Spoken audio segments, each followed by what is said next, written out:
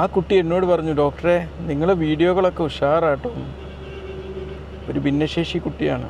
ഒരു ഭിന്നശേഷി കുട്ടിക്ക് എൻ്റെ വീഡിയോ ഇഷ്ടപ്പെടണമെങ്കിൽ ആ കുട്ടി ഇഷ്ടപ്പെട്ട് എന്തോ എന്നിൽ ഉണ്ടാവുമല്ലോ.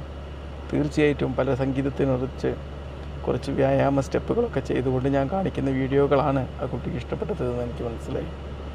സ്വന്തം അമ്മയെയും കൊണ്ട് വന്നതാണ് ആ കുട്ടി. ഇന്ന് അമ്മ വളരെ ടെൻസ്ഡാണ്. ECG എടുത്തപ്പോൾ ഹൃദയമിടിപ്പുകൾ കുറച്ച് കൂടിയിട്ടുണ്ട്. എന്താ കാരണം എന്ന് വെച്ചു, ഇന്ന് രാവിലെ എൻ്റെ ഒരു കൂട്ടുകാരി മരിച്ചു എന്ന് പറഞ്ഞു. 42 വയസ്സേ ആയിട്ടുള്ളൂ. കൂട്ടുകാരി മരിച്ചു എന്നുള്ളതാണ്. ഇതുപോലെ തന്നെ മറ്റൊരു ഭിന്നശേഷി കുട്ടിയുടെ മാതാവാണ്.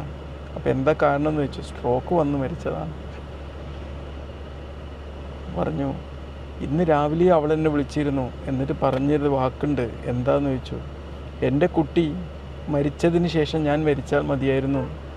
ഈ ആകാശദൂത് സിനിമയിലൊക്കെ നമ്മൾ കണ്ടിട്ടില്ല, മരിച്ചാൽ മതിയായിരുന്നു എന്ന്. പക്ഷേ ആ കുട്ടിയെ വിളിക്കും മുമ്പ് ആ അമ്മയെ വിളിച്ചു. അങ്ങനെയാണ് ജീവിതം. മരണത്തിന് യാതൊരു കൂസലുമില്ല. മരണം ഒരു ആർട്ടിഫിഷ്യൽ ഇതുപോലെയാണ്. മനുഷ്യൻ്റെ മനസ്സിലേക്കോ മനുഷ്യൻ്റെ പ്രതീക്ഷകളിലോ സ്വപ്നങ്ങളിലേക്കോ പദവികളിലേക്കോ ഒന്നും നോക്കില്ല. ഒരു നിമിഷം അങ്ങോട്ട് ജീവനെടുക്കുക, അത്രയേ ഉള്ളൂ. മരണത്തിന് അതാണ് മരണത്തിൻ്റെ തൊഴിൽ. ആ തൊഴിൽ അവിടെ നിർവഹിക്കപ്പെട്ടു.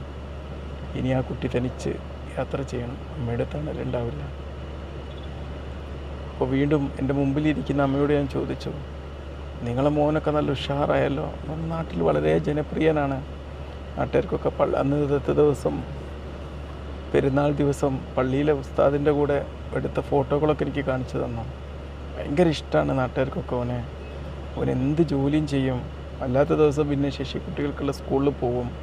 അത് കഴിഞ്ഞാൽ പിന്നെ അവൻ എന്ത് ജോലിക്കും പോവും. അവിടെ അങ്ങനത്തെ എല്ലാ കാര്യങ്ങളും സജീവമാണെന്നൊക്കെ പറഞ്ഞു. പിന്നീട് ഒരു കഥ പറഞ്ഞു എന്നോട്.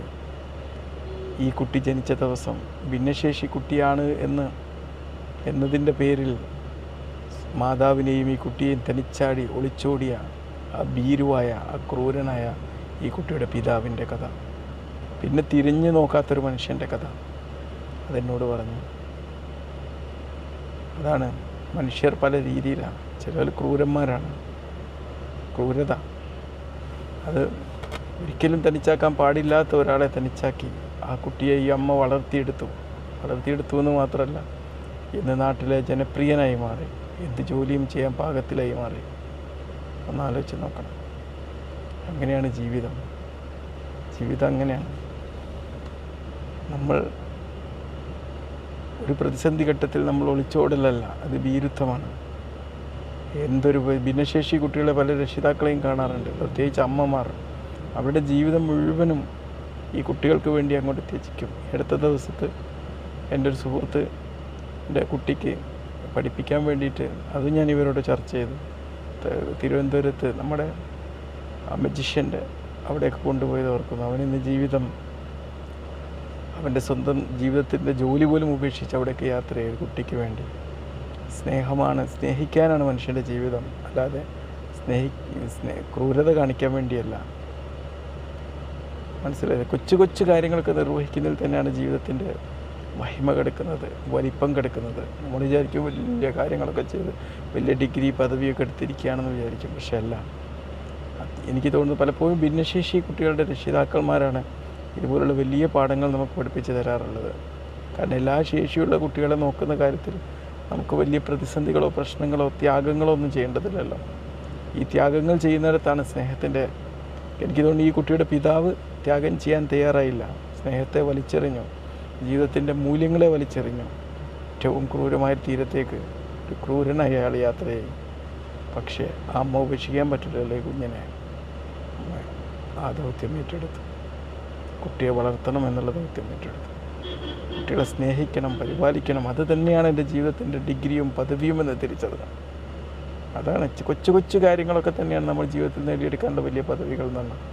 അതുകൊണ്ട് വലിയ പദവികളൊന്നല്ല, വലിയ ഡോക്ടറായി എൻജിനീയറായി എന്നുള്ളതൊന്നല്ല, അല്ലെങ്കിൽ അങ്ങനെ കളക്ടറായി എന്നുള്ളതൊന്നുമല്ല.